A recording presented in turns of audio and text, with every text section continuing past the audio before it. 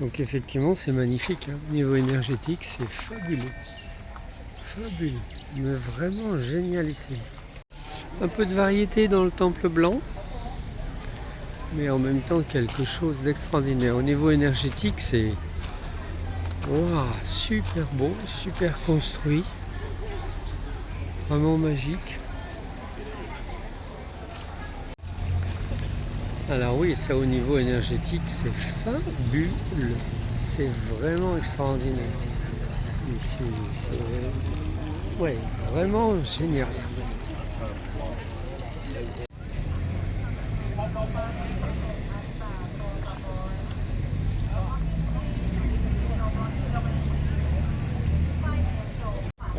Et donc là, je suppose que c'est la porte des enfers, c'est-à-dire traverser ces ombres qui sont grises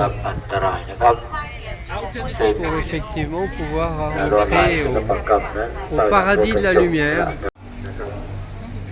Alors c'est vraiment fabuleux, c'est vraiment génialissime au niveau de la densité énergétique, de la réalisation.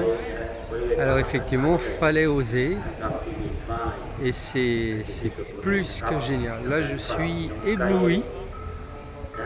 Je suis dans le temple blanc. Un endroit absolument magnifique, absolument génial. Incroyable au niveau énergétique. La réalisation, la sophistication.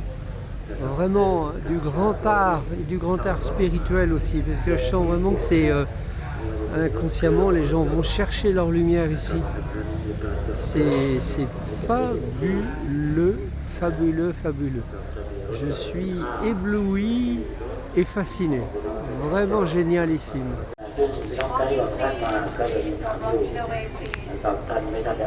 Ah, c'est vraiment une expérience incroyable. Vraiment magnifique.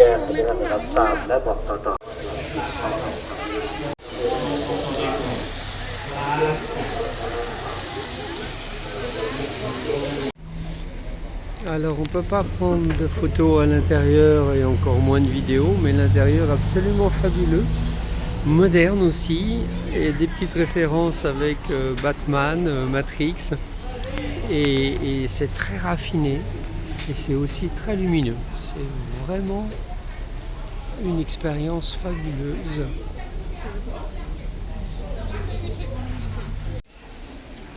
On est vraiment dans le blanc du blanc.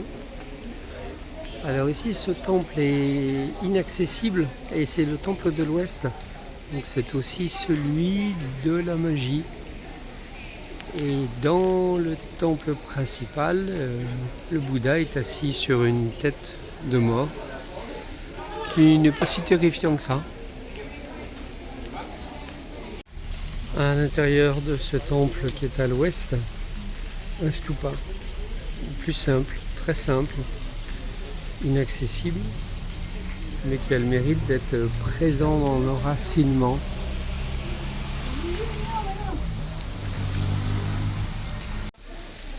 Même le sol est travaillé, même le sol est inspiré, et on retrouve les directions.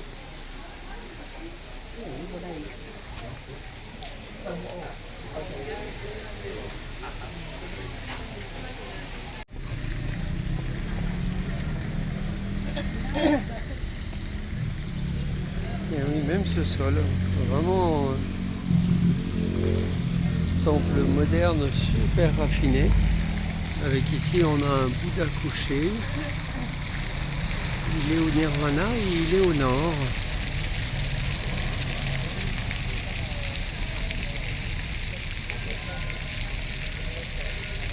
Direction du mental.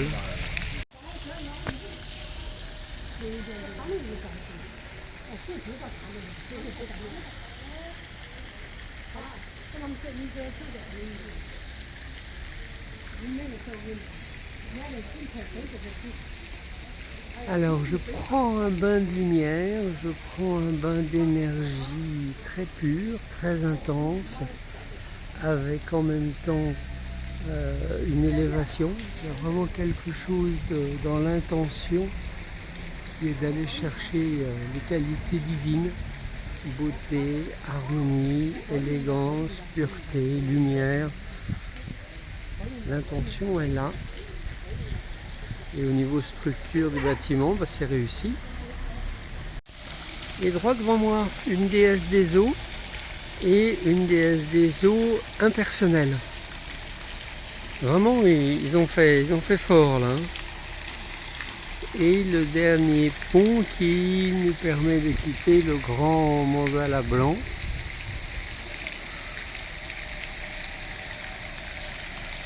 Avec encore d'autres temples derrière. Et voilà le pont. Donc le pont de l'Ouest. Avec là aussi ces marches.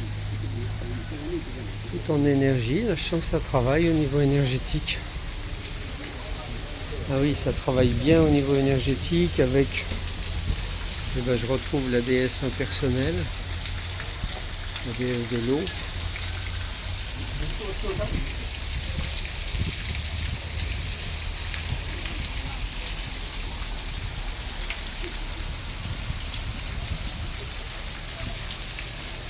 Ah oui, tout est inspiré.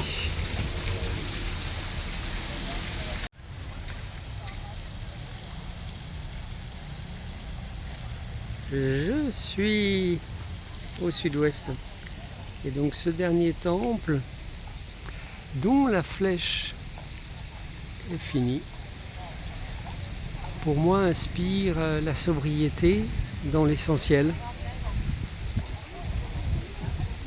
Et c'est une vraie belle leçon. Magnifique.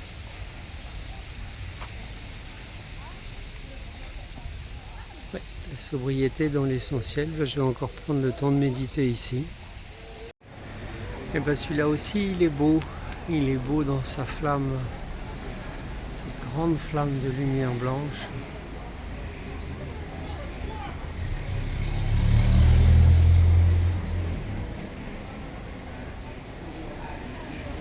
Et avec une attitude juvénile.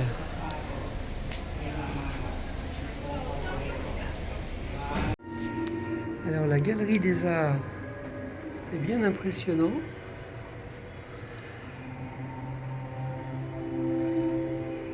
Et en plus ils ont fait ça pour des gens qui font 1m80.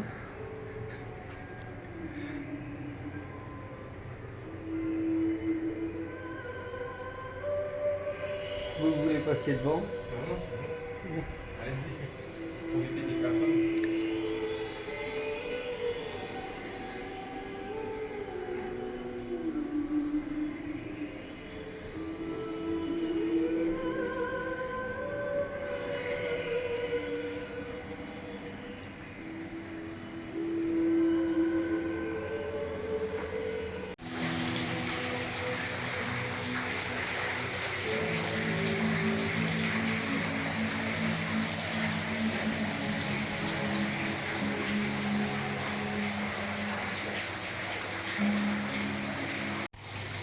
Une partie plus éclairée.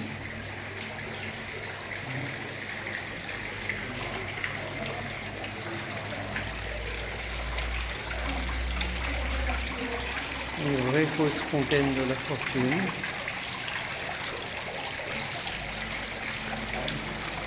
Et le Bouddha dans le temple, qu'on n'a pas le droit de photographier, à la même position des mains.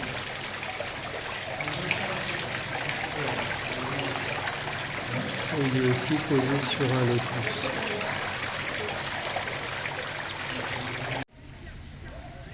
Et là aussi, je trouve que tout est raffiné, tout est dans la beauté.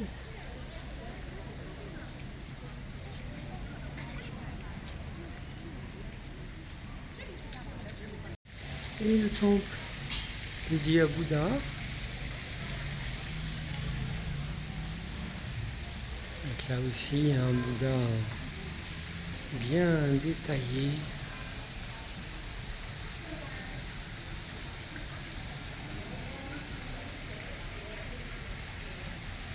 Un Ganesh bien détaillé. Et donc le temple de Ganesh magnifique. Avec des précisions sur des détails absolument raffinés et qu'on ne trouve pas dans la texture classique, dans les imageries classiques.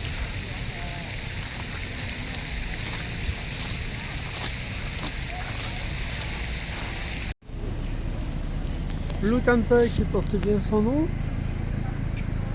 Et là aussi, je retrouve les énergies, la vie, la mort. Impressionnant.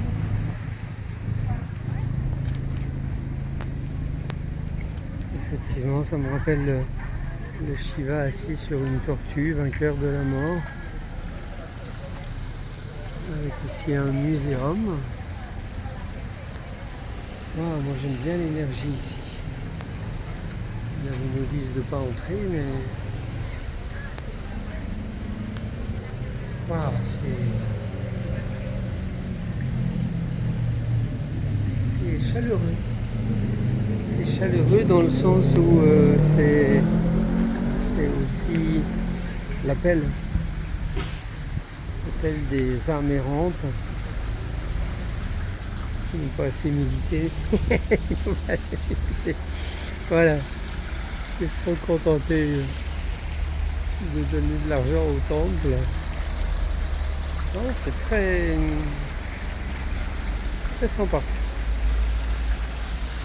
Avec les petites déesses, les petits dieux là, les esprits de la nature.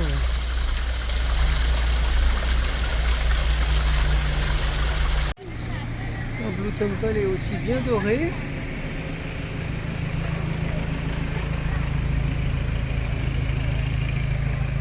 J'aime bien cette conception d'énergie. Le marbre blanc qui me rappelle Auroville.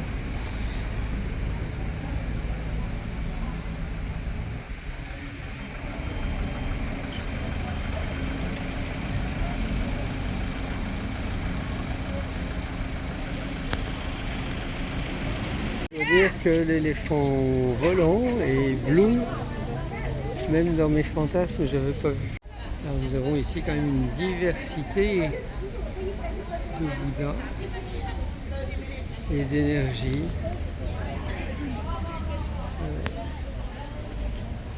Et donc ce beau gardien du seuil avec sa sphère bleue et ses amis protecteurs, style j'ai peur de rien, bah oui. Et ce bottier, ce Bouddha blanc est tourné vers l'ouest. Je vais donc aller voir comment ça se passe de l'autre côté.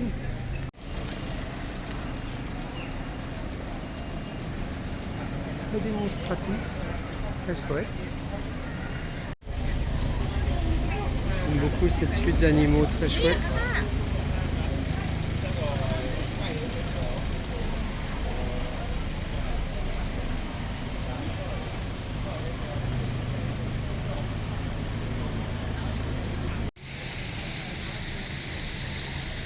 Cette couleur bleu doré amène vraiment une énergie particulière, une densité profonde. Alors je la sens travaillant dans l'émotion.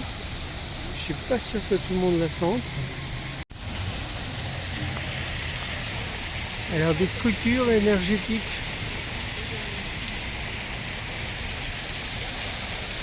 Le blanc, le bleu. Et puis à côté on a voilà, une démonstration de créativité. Et là un éléphant poisson. Et là,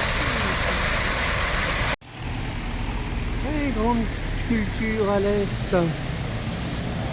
Alors avec un passage, puisque de la structure il y a sa sœur jumelle de l'autre côté.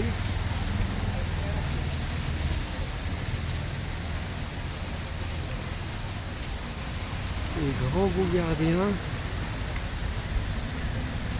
Et donc une belle gueule de tigre avec ces deux divinités là.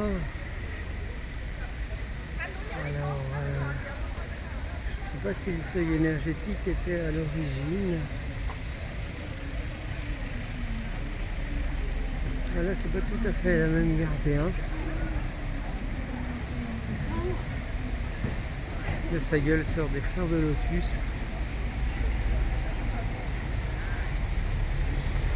Alors, si je passe le seuil, est-ce que je sens quelque chose? Oui. C'est pas dans le sol, hein, c'est vraiment dans les formes qui sont données ici. L'intention est déterminante dans ce genre de création.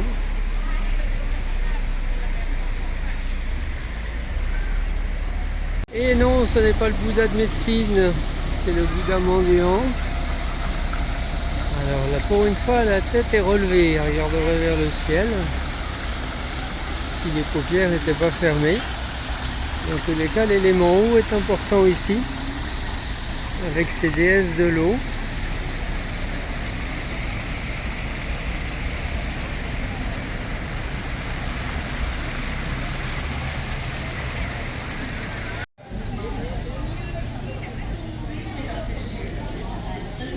L'art du dragon.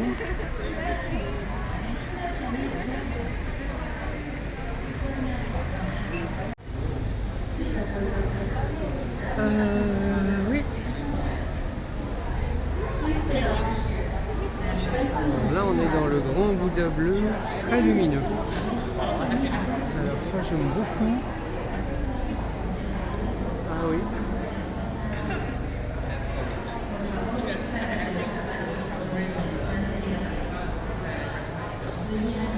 Ça, c'est vraiment magnifique.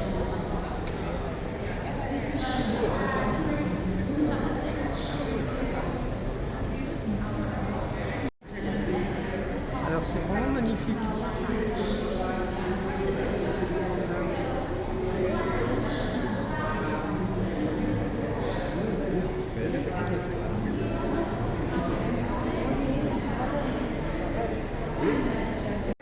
Alors nous avons en Europe les Vierges Noires. Et là, celui qui est honoré, c'est un Bouddha brun.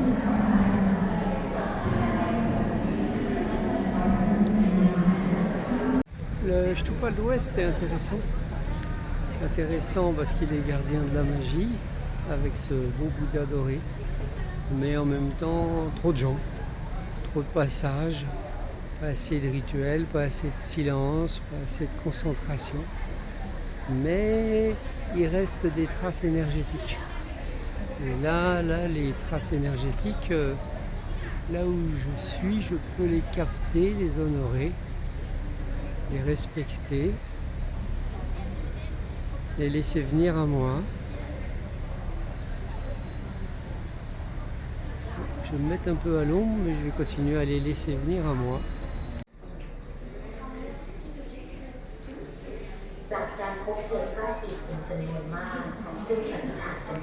Alors là, on n'est pas dans le Bouddha de Bangalore, celui qui a fait son jeûne de 40 jours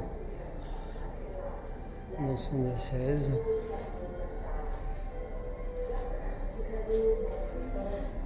J'aime bien le petit Bouddha enfant là. Alors, voilà dans cet enfer touristique, immense Kuan Yin, magnifique. Et nous sommes au temple rouge et pourtant là il y en a un blanc. Le temple rouge est juste derrière et il donne une impression de flamme rouge la tombée du soir. Voilà. Et vraiment magnifique. Joli, j'aime. Et voilà. C'est magnifique. Tigre blanc. C'est magnifique, dragon blanc.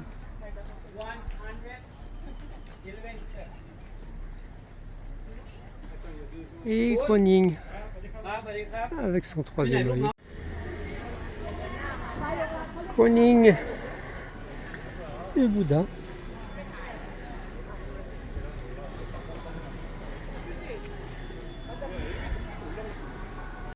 Un beau Bouddha avec une Svatika. au niveau du chakra du cœur. Bah, c'est joli.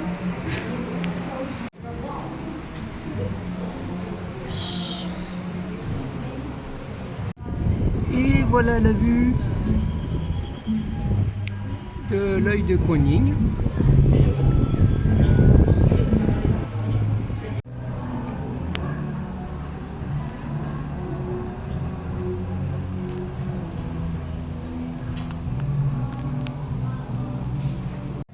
Alors voilà le temple rouge qui effectivement a donne une impression de flamme vue de loin. C'est une structure énergétique puissante. Ce lieu est un mélange de traditions chinoises, khmer, sri-lankaise, plusieurs influences qui se réunissent. Je suis au pied de Kuan Yin et j'observe ce temple et cette autre pagode à 9 étages.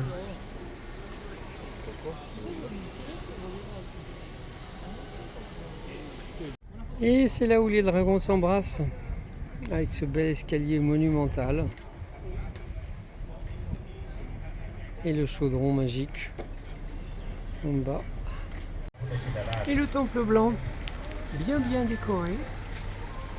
Il n'y a pas tous les brillants, mais il y a la patte artistique avec les détails. Alors malgré l'effet touriste, je sens vraiment cette magnifique présence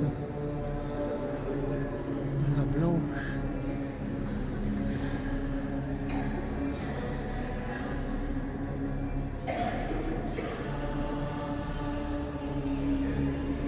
Deux grands Bouddhas.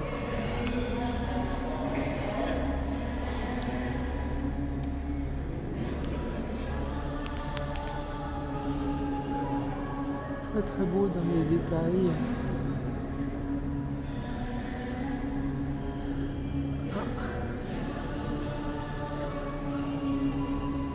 Et là nous avons le Bouddha ascétique. Le Bouddha qui a fait son jeûne.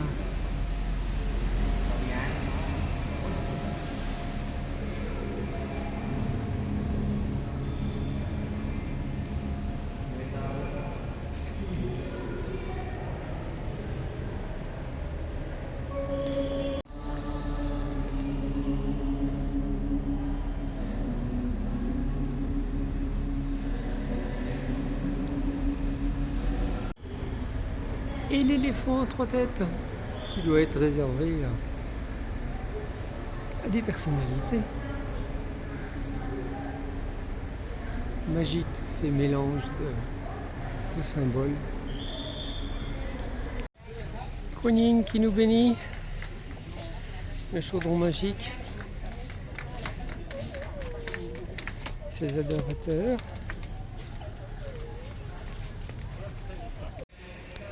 Alors je fais le tour du Grand Stupa. Alors je dirais que toute la puissance de la montagne est magnifiée par la déesse Kuan Yin, par le Stupa, par le grand hôpital blanc aussi. Il y a quelque chose de magique. Et c'est vraiment toute la montagne qui a un certain niveau vibratoire. J'oserais dire malgré les conditionnements, il y a quelque chose.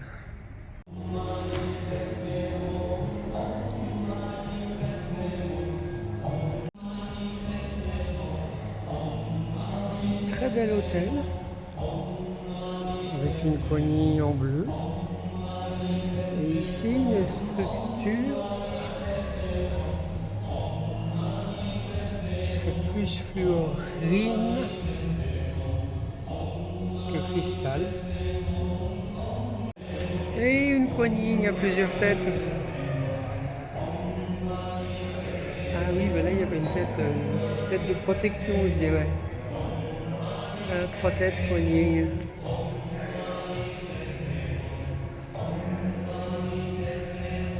Le troisième œil en croissant de lune. Et il a vu depuis le Shtupa